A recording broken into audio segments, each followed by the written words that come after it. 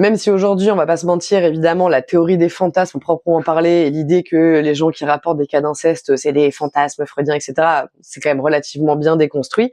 Néanmoins, cette théorie-là, elle impacte encore beaucoup l'imaginaire collectif et c'était aussi pour ça que ça me tenait à cœur de vous en parler.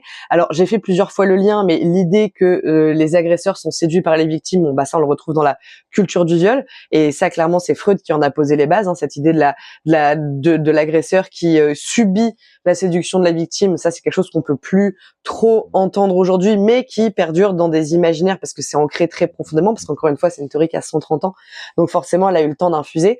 Le mot de complexe d'Oedipe est aussi beaucoup utilisé aujourd'hui, complètement décorrélé de la notion de sexualité, mais juste pour décrire des relations bizarres entre parents et enfants qui cachent en fait souvent bien d'autres problèmes. Donc, le fait de bien comprendre que ce mythe-là n'existe pas et qu'il n'y a pas de complexe d'Oedipe et que des relations fusionnelles entre père-fille ou entre mère-fils comme ça, des fois c'est juste normal parce qu'ils s'entendent très bien et que coup de bol en fait t'as une personnalité très proche de celle de ton enfant, mais des fois ça cache aussi des choses qui sont un peu plus tragiques comme de l'inceste, mais ça c'est vraiment le cas le plus grave. Ça peut être juste des climats incestuels ou juste une mécanique familiale dysfonctionnelle en fait. Donc sortir aussi de cette théorie-là, bien comprendre qu'elle n'existe pas et que ça s'est juste construit parce que dans la société de l'époque, c'était pas possible de faire autrement. Ça permettrait aussi de poser le regard comme il faut sur les situations qu'on voit au quotidien.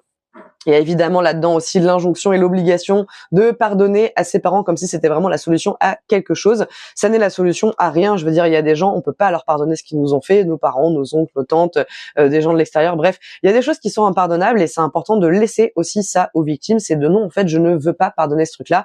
Le pardon, c'est un truc qui se retrouve aussi beaucoup dans le développement personnel qui me gonfle parce qu'encore une fois, c'est contre-productif et que non, le pardon n'est pas l'aboutissement d'une thérapie. C'est pas vrai. T'as pas besoin de pardonner pour guérir. C'est complètement faux. Ça, c'est juste une manière, surtout quand on dit qu'il faut pardonner aux parents, c'est juste une manière de protéger les parents et de ne pas prendre en compte réellement le vécu de l'enfant. Et enfin, le dernier point, évidemment, c'est de responsabiliser ou culpabiliser les personnes pour leur vécu, pour ce qu'elles ont réellement vécu et ce qu'on leur a fait, en fait. C'est-à-dire de dire, tout ce que tu as vécu, c'est de ta faute, c'est toi qui l'as voulu, c'est toi qui l'as cherché. Ça, c'est pareil, c'est très présent dans le développement personnel avec toutes ces histoires de tu attires ce que tu es responsable de tes vibrations, les 5 blessures qui empêchent d'être soi-même, qui parlent carrément de réincarnation jusqu'à être capable d'accepter et de pardonner ta blessure principale avec les traumatismes qui vont avec. Donc bref, tous ces trucs-là, c'est hyper toxique, c'est hyper dangereux et surtout tout vient en fait des théories freudiennes.